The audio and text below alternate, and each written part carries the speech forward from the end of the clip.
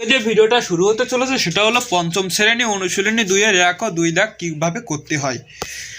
তোমরা নিশ্চয়ই অনেকে ভাগ পারো, তাও আমি এটা বুঝিয়ে দিচ্ছি যাতে তোমরা আরও সহজেই ভাগ করতে পারো। যারা এক দাগ পারবে তারা 2 দাগের ভিডিও টেনে দেখতে পারো। তো যাই হোক, ভিডিওটি শুরু করছি। দেখো, এই যে ভাগ করার ক্ষেত্রে আমাদের আন্তর্জাতিক পদ্ধতিতে ভাগ করতে হবে, কেননা 5 থেকেই আমাদের আন্তর্জাতিক পদ্ধতিতে ভাগ করা সম্পর্কে জানা উচিত। সেটা হলো এই যে ভাজক পাঠালাম, এরকম দিয়ে এরকম দাগটা হবে। এটা হলো আন্তর্জাতিক পদ্ধতি ভাগ করার। তো যাই হোক, ভাগ করার ক্ষেত্রে আমাদের সংখ্যার বিবেচনা করতে হবে। এখানে কয়টি সংখ্যা আছে আর এখানে কয়টি সংখ্যা আছে। এখানে যদি 3টে সংখ্যা থাকে এখানেও 3টে সংখ্যা নিতে হবে। যদি এই সংখ্যা থেকে ছোট হয় তাহলে এখানে আর একটা সংখ্যা বাড়িয়ে দিতে হবে। এখানে 3টে সংখ্যা 600, এখানে আছে 733। তো 733-এর মধ্যে 600 কত বার যায়? 600 733-এর মধ্যে 1 বার যায়। 600 যদি 2 বার হতো তাহলে 6 6 1200 হয়ে যেত। তো এখানে আসে 733, 733। তাহলে 600-কে 600। এবার দেখো, এই যে বিয়োগ করলে কত হচ্ছে? 133 বিয়োগ করলে হচ্ছে, আমরা একটা সংখ্যা লাভায় নিয়ে আসলাম। এবার কত হয়ে যায়? 1330। তাহলে 61330-এর মধ্যে কত বার যায়?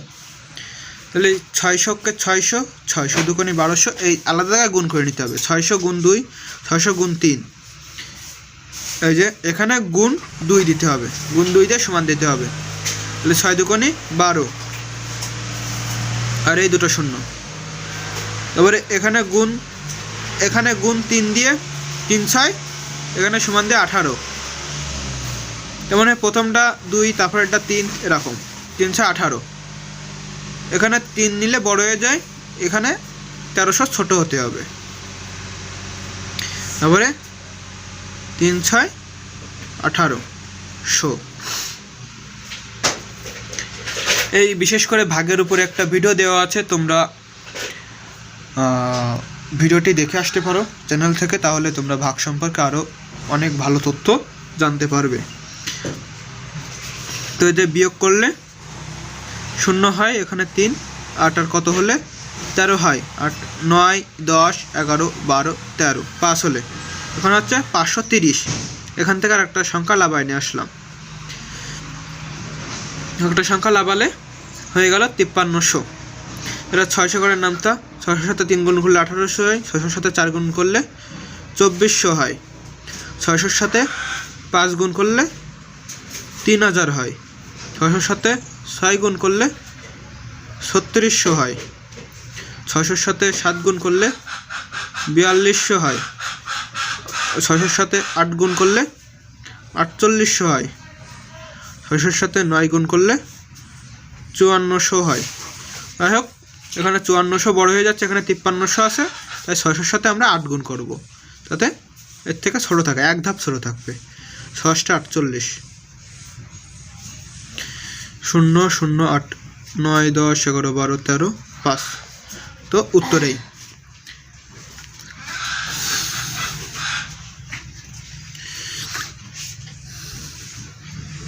এটা কিন্তু 4, আমাদের ভুললে চলবে না।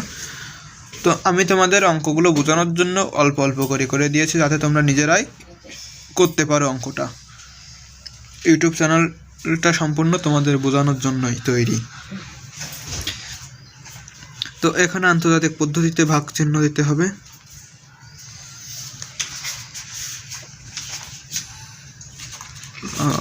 আট। তো দেখো, এখানে 230 আর এখানে 498। যাই হোক, 230, এখানে 3টে সংখ্যা, এখানেও 3টে সংখ্যা নিতে হবে। দেখা যাচ্ছে যে 230 থেকে 498 বড়, তাহলে আর একটা সংখ্যা বাড়ানো যাবে না। তো এবার আমাদের দেখতে হবে যে 230 498 ভিতরে কত বাদ যায়। তো 230-এর সাথে যদি আমরা 2 গুণ করি তো কত হয়, এই 2 0 0 3 দুগুণে 6 2 দুগুণে 4 460 হয়। 230-এর সাথে আমরা যদি 3 গুণ করি তো 3 0 0 3 3কে 9 3 দুগুণে 6 690 হয়। সেই জন্য আমাদের 460 নিতে হবে, কেননা 230 তিনটে সংখ্যা, এখানে আমরা তিনটে সংখ্যা নিয়েছি। তো এর ভিতরে 230 2 বাদ যায় গেলেও এক ধাপ ছোট হয়। তো এখানে আমাদের লিখতে হবে 230 দুগুণে 460, বিয়োগ করলে হয় 6 কত হলে 9 হয়, 3 হলে। এবারটা আমরা এখানে একটা শূন্য দিয়ে দিলাম। 380, 380-র ভিতরে 230 কত বাদ যায়। এখানে দেখো 230 2 বার গেলে 460 হয়, 3 বার গেলে 690 হয়। তাহলে আমরা সেই 2 বার কিন্তু দিতে পারবো না, কেন 460 হয়। 230-এর মধ্যে কিন্তু 1 বাদ যাবে। 1 বার গেলে কত হয়, 1 বার গেলে হয় 230। তো বিয়োগ করলে হয় 5 এই 150। ঠিক আছে, 150 হয়েছে কিন্তু এবার 230 থেকে খুবই ছোট। এবার আমরা এই শেষ শূন্যটা লাভায় নিয়ে আসলাম 1500।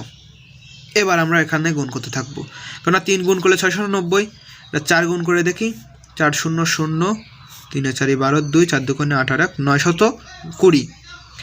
5 গুণ করলে হয়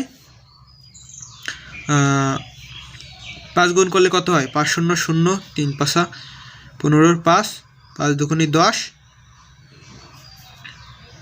1150। 6 গুণ করলে কত হয়, 300 230-এর সাথে 6 গুণ করলে হয়, প্রথমে শূন্য হবে 318 8 6 2 12 আর 1 13 1380। 7 গুণ করলে কত হয়, 7 0 0 3 7 21 7 2 14 আর 1 15 1510 না 16 হাতের 2 1610। তারপরে আমাদের কিন্তু 6 গুণ করতে হবে। এই 1380 6 গুণ করলে হয়, তাহলে আমাদের 6 গুণ করতে হবে। 6 গুণ করলে হয় 1380, 2 3 আর 1 4 120। তো উত্তর আমাদের এই। আশা করি নিশ্চয়ই তোমরা ভাগ সম্পর্কে নতুন কিছু অবশ্যই শিখতে পেরেছো। তো এরপরে যে ভিডিওটা সেটা হচ্ছে 2 দাগ। 2 দাগে দেওয়া আছে যে সঠিক কিনা যাচাই করো। 2 দাগে কিন্তু দেওয়া আছে সঠিক কিনা যাচাই করো।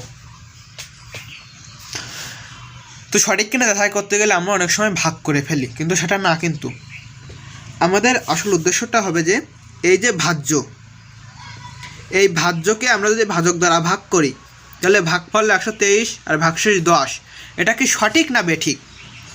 এই ভাজ্যকে 321 দ্বারা ভাগ করলে 123 হয় আর ভাগশেষ কি 10 হয়।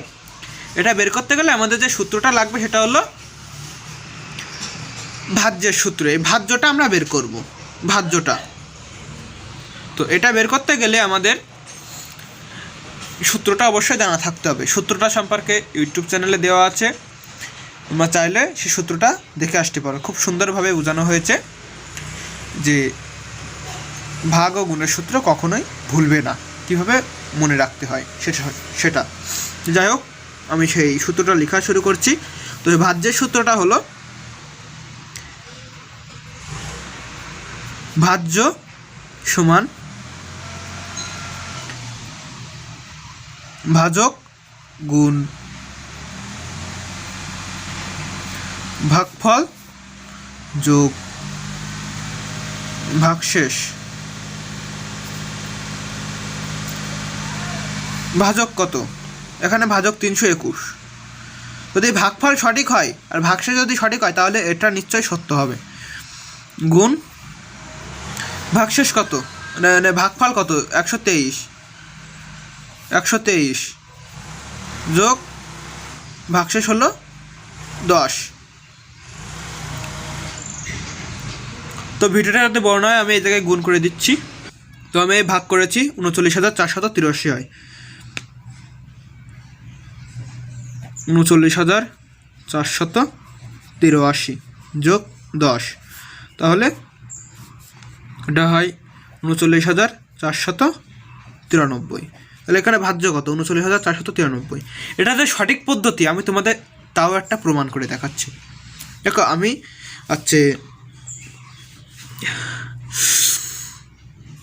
এই যে 9কে আমি 5 দ্বারা ভাগ করছি, 9কে 5 দ্বারা ভাগ করলে হয় 5 অক্ষে 5, তাহলে এখানে 4। তাহলে আমাদের এই 9 বের করতে হবে। যদি সঠিক হয় তাহলে এটা নিশ্চয়ই সত্য হবে। আমি এখানে 2 দিয়ে দিলাম। এখানে দেখো এই সূত্র অনুযায়ী প্রথমে ভাজক পাতাবো। ভাজক হচ্ছে 5 গুণ, আমি এই 1-এর জায়গায় 2 দিলাম। যদি ভুল তথ্য থাকে দেখো কি হয়, সঠিক তথ্য কিন্তু পাওয়া যাবে না। যোগ ভাগশেষ 4 দিলাম, 5 দুগুণে 10 যোগ 4 সমান 14। তাহলে কিন্তু হলো না, এখানে কিন্তু 9 বের করতে হবে। এখানে যদি আমরা 1 দিই দেখো 5 অক্ষে 5 যোগ 4 সমান 9 হয়। তো নিশ্চয়ই তোমরা বুঝতে পারছো। যদি কোনো অসুবিধা থাকে তো অবশ্যই কমেন্টে জানিও, আমি তোমাদের সম্পূর্ণ উত্তর একটি ভিডিওর মাধ্যমে দেবো, যা তোমরা আরও সহজে বুঝতে পারবে।